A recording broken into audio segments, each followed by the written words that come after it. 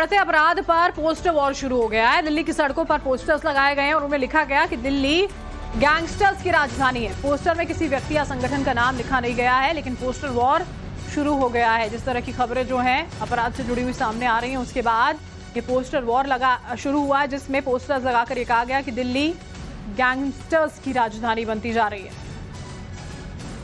राजधानी दिल्ली में कई जगहों पर पोस्टर्स लगाए गए हैं। इस तरीके से देखिए, भाजपा ने दिल्ली को बनाया गैंगस्टर्स की राजधानी। कुछ इस तरीके से जो पोस्टर्स हैं वो राजधानी दिल्ली की सड़कों पर लगाया गया है और अब देखिए इस पोस्टर्स को फाड़कर हटाया जा रहा है। नीचे कुछ नाम नहीं लिखा हुआ है, सिर्फ लिखा हुआ है कि भाजपा ने दिल्ली को बनाया गैंगस्टर्स की राजधानी। पिछले कुछ दिनों में जिस तरीके से ताबड़तोड़ फायरिंग की जो घटनाएं हैं वो देखने को मिली हैं, इसके अलावा जिस तरीके से जो वारदात दिल्ली के अंदर बढ़ी है उसको लेकर देखिए यहाँ पर जो पोस्टर वॉर है वो अब शुरू हो गया है। जो पोस्टर है वो लगाया जा रहा है और इन पोस्टर्स के ऊपर अगर आप देखेंगे तो यही लिखा हुआ है कि देश की राजधानी जो है उसको गैंगस्टर्स की राजधानी बनाया गया है।